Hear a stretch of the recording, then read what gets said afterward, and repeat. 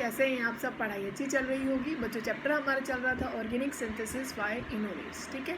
उसमें सिर्फ एक टॉपिक रहता है हमारा, उसमें हमारा रहता है कीटो इनोल टोटोमेरिज्म।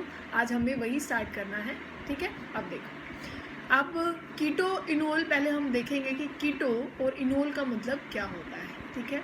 और ये एग्जाम्पल हम लेंगे, आप कोई भी एग्जाम्पल ले सकते हैं क्योंकि हमने चैप्टर में एक तो मेलोनिक एस्टर को पढ़ा है और एक हमने किसको पढ़ा है बच्चों, इथाइल एसीटो एसीटेट, ठीक है। अब देखो यहाँ पे जो ये फॉर्म आपको दिखाई दे रही है, ये कौन सी फॉर्म है बच्चों? कीटो फॉर्म है, क्योंकि यहाँ पे देखो कीटोन फॉर्म आपको दिखाई दे रही है। अगर यहाँ आप बेस डाल देते हैं, क्या डाल देते हैं बच्चों? बेस अगर आप डाल देते हैं, और ये क्योंकि अगर आप टोटोमेरिज्म देखते हैं कीटो इनोल टोटोमेरिज्म, तो ये बेस की प्रेजेंस में ही होता है, ठीक है। तो अगर आप जैसे इसमें बेस डाल देते हैं तो ये क्या करता है, बेस एक हाइड्रोजन यहाँ से एक्सट्रैक्ट कर लेता है। कहाँ से? इस CH2 से, क्योंकि यही एक एक्टिव मिथाइलिन ग्रुप है।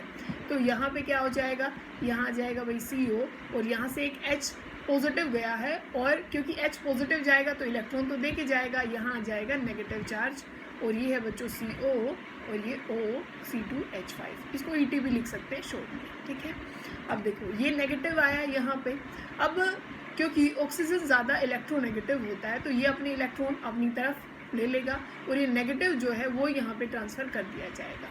तो ये लगभग ये जो शक्ल है वो कैसी हो गई है बच्चों, ये जो डबल बॉन्ड है ये तो आ गया कार्बन कार्बन के बीच में, ठीक है। डबल बॉन्ड किस में हो गया? कार्बन और कार्बन के बीच में। ये नेगेटिव चार्ज खत्म हो गया और ऑक्सीजन पे आ गया नेगेटिव चार्ज, ठीक है। इसको क्या बोलते हैं बच्चों? ये इनोलेट आयन है। क्या है? इनोलेट आयन है। अगर इसको जो ये H पॉजिटिव गया है, अगर आप यहाँ पे H दे दें, ठीक है, क्योंकि O नेगेटिव था, H पॉजिटिव है, यहाँ पे OH आ जाए तो ये कौन सी फॉर्म है बच्चों? इनोल फॉर्म है। कौन सी है? इनोल। इन मतलब है यहाँ पे एल्कीन से डबल बॉन्ड, और OL मतलब है अल्कोहल से ये जो OH ग्रुप आया है। तो ये है कीटो फॉर्म, ये है इनोल फॉर्म। तो बच्चों ये जो है वो डायनेमिक फॉर्म में ही रहता है। ये जो है मतलब कीटो और इनोल फॉर्म एक दूसरे में चेंज होते रहते हैं, तो ये डायनेमिक इक्विलिब्रियम में रहते हैं। कि अगर आप सॉल्यूशन में देखें तो आपको वहाँ पे कीटो फॉर्म भी मिलेगी और वहाँ पे इनोल फॉर्म भी मिलेगी। कीटो फॉर्म ज़्यादा स्टेबल होती है, उसका कारण क्या है? क्या क्या फैक्टर्स हैं जो कि कीटो फॉर्म को ज़्यादा स्टेबल बनाते हैं? अब देखो, जो CO जो बॉन्ड होता है, ठीक है, ये ज़्यादा स्टेबल होता है, मतलब इसकी स्ट्रेंथ ज़्यादा है कंपैरिजन टू किसके? जो कार्बन और कार्बन के बीच में जो डबल बॉन्ड आया है, इससे ज़्यादा स्ट्रेंथ इस कार्बन डबल बॉन्ड ऑक्सीजन की है। इसी वजह से जो कीटो फॉर्म होती है वो ज़्यादा स्टेबल होती है और उसकी परसेंटेज ज़्यादा होती है।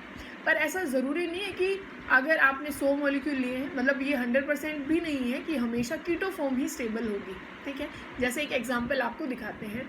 अगर आपके पास ऐसा कोई मॉलिक्यूल है कि यहाँ पे ये डबल बॉन्ड और यहाँ पे है ये कीटोन फॉर्म, ठीक है। अगर आप इसकी क्या बनाते हैं बच्चों? इनोल फॉर्म अगर आप बनाएं, इसी मॉलिक्यूल की अगर आप क्या बनाते हैं? इनोल फॉर्म बनाते हैं। इनोल फॉर्म में क्या करना है भाई?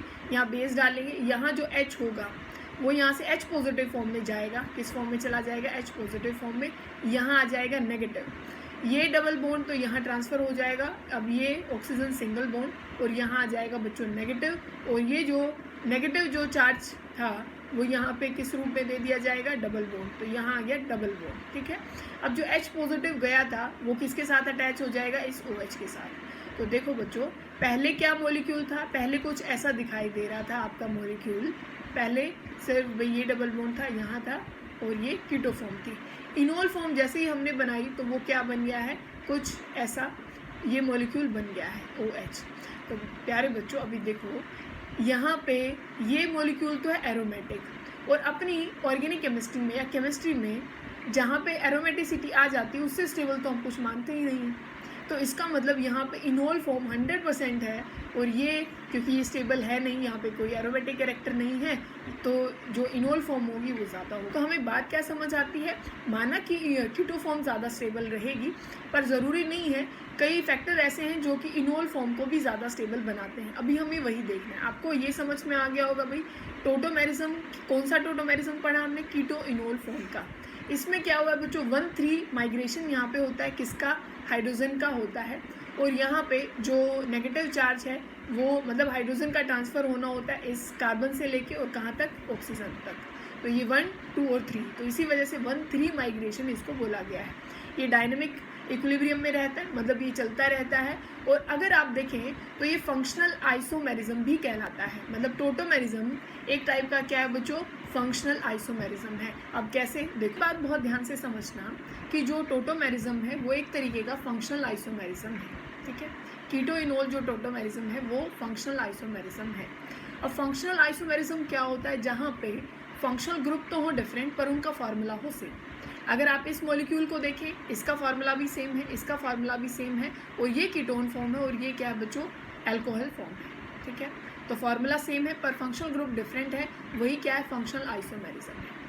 और इसकी खास बात क्या है, जो कीटो इनोल जो टोटोमेरिज्म होता है ये फंक्शनल आइसोमेरिज्म तो है पर ये एक दूसरे में कन्वर्ट होते रहते हैं, और ऐसा किसी में पॉसिबल नहीं होता है, ठीक है। सिर्फ टोटोमेरिज्म में ऐसा हो सकता है। अब ये एग्जांपल देखिए, मान लीजिए आपके पास एक अल्कोहल है, अल्कोहल को और आप ईथर को देखें, अल्कोहल और ईथर दोनों क्या है, फंक्शनल ग्रुप तो है, फंक्शनल ग्रुप आइसोमेरिज्म तो है, फंक्शनल आइसोमेरिज्म तो है ये बच्चों, पर ये एक दूसरे में कन्वर्ट नहीं हो सकते, जैसे कि किस में हुआ है, कीटो इनोल टोटोमेरिज्म में। ये फंक्शनल आइसोमेरिज्म भी थे और ये एक दूसरे में कन्वर्ट भी हो सकते थे, तो यहाँ पे डायनेमिक इक्विलिब्रियम रहता है, ऐसा कहीं और नहीं हो सकता।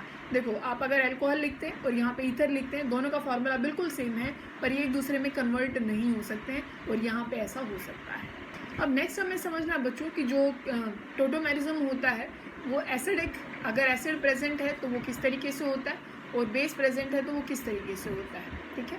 मतलब एसिड कैटालिसिस और बेस कैटालिसिस, अगर बेस है तो कैसे टोटोमेरिज्म होगा, एसिड है तो कैसे होगा। पहले आप एग्जाम्पल लिख लीजिए, कोई भी जो आप जिसके साथ टोटोमेरिज्म दिखाना चाह रहे हैं। यहाँ पे मान लीजिए है CH, ठीक है, हम इतना ही ले लेते हैं, और यहाँ पे आप पूरा भी लिख सकते हैं। और यहाँ हमने डाला बच्चों अब की बार एसिड, ठीक है।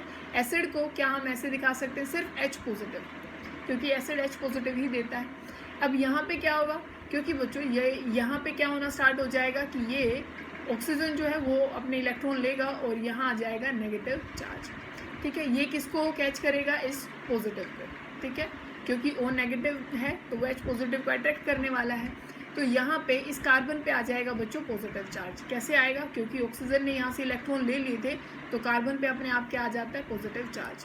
अब इस पॉजिटिव चार्ज को भी ख़त्म करना पड़ेगा, नहीं तो स्टेबल नहीं रहेगा। तो इसी वजह से ये जो कार्बन है अपने हाइड्रोजन को क्या कर देता है, लॉस कर देता है। और जो कैटलिस्ट होते हैं वो यही तो होते हैं ना भाई, जैसे आते हैं वैसे ही रिलीज़ हो जाते हैं। तो यहाँ से H पॉजिटिव दे दिया गया है, और जो यहाँ से तब इलेक्ट्रॉन आए वो यहाँ डोनेट कर दिए गए और डबल बॉन्ड आ गया।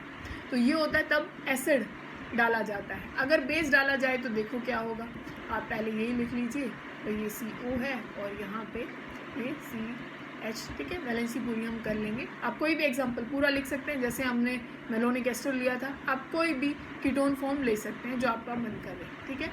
अब देखो हम यहाँ पे क्या डाल रहे हैं, बेस। बेस का काम क्या होता है भाई, सबसे पहले वो H को एक्सट्रैक्ट करेगा। कौन से H को, आप इसको भी ले सकते हैं, क्योंकि जो कीटो फॉर्म के पास होता है, जो कीटो फॉर्म के पास जो भी H होगा वो एसिडिक H होगा, तो बेस उसको ले जाएगा। इसको भी ले सकता है, इसको भी ले सकता है। पर अगर मान लीजिए मैं यहाँ पे एक कार्बोनिल ग्रुप और लगा दूँ तो आप इसको नहीं निकाल सकते, क्योंकि ये ज़्यादा एसिडिक होगा। क्यों होगा, क्योंकि यहाँ भी कार्बोनिल है, यहाँ भी कार्बोनिल है, तो यही जाएगा। पर अगर ये ना होता तो यहाँ का भी ले सकते हैं, यहाँ का भी। तो बेस सबसे पहले क्या करेगा, H पॉजिटिव को लेके जाएगा। तो H पॉजिटिव यहाँ से गायब करा दीजिए, और यहाँ क्या आ जाएगा बच्चों, नेगेटिव चार्ज, ठीक है। ये नेगेटिव चार्ज यहाँ ट्रांसफ़र किया जाएगा, फिर जाके ये चीज़ होगी कि भाई जो ऑक्सीजन है वो अपनी इलेक्ट्रॉन लेगा, यहाँ सिंगल बॉन्ड में ये कन्वर्ट हो जाएगा और यहाँ जाएगा नेगेटिव चार्ज, ठीक है। और यहाँ क्या आ जाएगा, डबल बॉन्ड, और ये जो H पॉजिटिव गया था वो ये O नेगेटिव इसको अट्रैक्ट कर लेगा, तो यहाँ आ जाएगा H, ठीक है। तो ये था कि बेस की प्रेजेंस में कैसे होता है और एसिड की प्रेजेंस में कैसे होता है। आपको ये दिख रहा होगा कि यहाँ पे किसका ट्रांसफ़र चल रहा है बच्चों, H पॉजिटिव का। H पॉजिटिव निकल रहा है, ऑक्सीजन के पास जा रहा है, यही चल रहा है। तो इसको प्रोटोट्रोपी हम बोलते हैं। क्या बोलते हैं, प्रोटोट्रोपी। इसको क्या बोलते हैं बच्चों, प्रोटोट्रोपी, क्योंकि यहाँ प्रोटोन का ट्रांसफ़र हो रहा है, किसमें, टोटोमेरिज्म में। अब देखो हमें ये देखना है कि कौन से ऐसे फैक्टर हैं जो कि क्या करते हैं, जो इनोल फॉर्म को क्या बना देते हैं बच्चों, स्टेबल बनाते हैं। तो एक तो फैक्टर मैंने आपको बताया था, कौन सा फैक्टर था, कि अगर कोई चीज़ क्या हो जाती है बच्चों, एरोमेटिक हो जाती है, तो वो उतनी क्या हो जाएगी, स्टेबल हो जाएगी। मतलब कि अगर आपको इनोल फॉर्म ज़्यादा चाहिए तो वो क्या होना चाहिए भाई, एरोमेटिक कैरेक्टर आना चाहिए। कौन सा आना चाहिए, एरोमेटिक कैरेक्टर आना चाहिए। या फिर क्या होना चाहिए बच्चों, आप बोलेंगे कंजुगेशन ज़्यादा होनी चाहिए। क्या है, कंजुगेशन, रेजोनेंस ज़्यादा होनी चाहिए, ठीक है, या कंजुगेशन बोल लीजिए या रेजोनेंस बोल लीजिए। जितनी ज़्यादा रेजोनेंस होगी वो उतना ज़्यादा स्टेबल हो जाएगा। या फिर बच्चों आप क्या बोलेंगे, वही एच बॉन्डिंग जितनी ज़्यादा होगी, क्या होगी, एच बॉन्डिंग, तो वो उसको स्टेबल बनाएगा। जैसे आप एग्जांपल आपको दिखा देते हैं, आप इथाइल एसीटो एसीटेट लिखिए पहले तो, ठीक है, क्या लिखना है, इथाइल एसीटो एसीटेट, ठीक है, ये लिख लिया हमने, इथाइल एसीटो एसीटेट। अब क्या है बच्चों, यहाँ पे जैसे ही बेस आएगा तो यहाँ से एक एच जाएगा और यहाँ क्या आ जाता है, नेगेटिव चार्ज आता है और वो यहाँ ट्रांसफ़र कर दिया जाएगा, यहाँ डबल बॉन्ड आ जाएगा, ऑक्सीजन का यहाँ ट्रांसफ़र हो जाएगा, सिंगल बॉन्ड में कन्वर्ट होगी या नेगेटिव। जो H पॉजिटिव गया था वो ये O इसको पकड़ लेगा और यहाँ जाएगा H।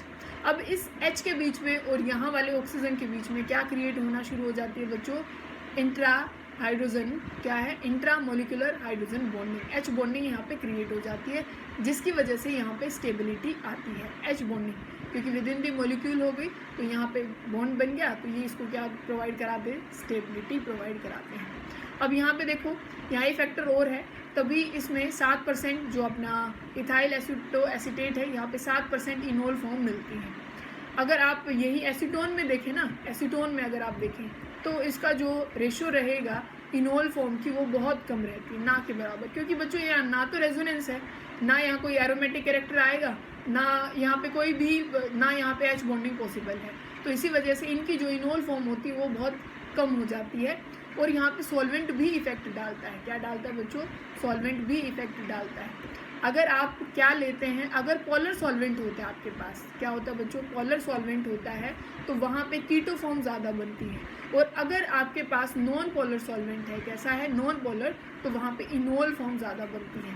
तो इन्हीं का सॉल्वेंट का यूज़ करके आप कीटो इनोल को क्या कर सकते हैं, सेपरेट भी कर सकते हैं सॉल्यूशन में से, क्योंकि आपको पता है भाई पोलर सॉल्वेंट में कीटो फॉर्म है तो वो वहाँ पे सॉल्युबल होगी, और नॉन जो पोलर है वहाँ पे इनोल फॉर्म ज़्यादा बनेगी, तो वहाँ से भी इसको सेपरेट किया जा सकता है। तो इसका मतलब अगर एरोमेटिक कैरेक्टर कहीं पे आया तो वहाँ पे इनोल फॉर्म ज़्यादा बनेगी, अगर कंजुगेशन आई तो भी जो रेशो है थोड़ी बहुत बढ़ जाएगी, किस चीज़ की, इनोल फॉर्म की। एच बॉन्डिंग भी उसको बढ़ाता है और सॉल्वेंट भी उसको क्या करता है बच्चों, इंक्रीज, कौन सा, नॉन पोलर हुआ तो, ठीक है।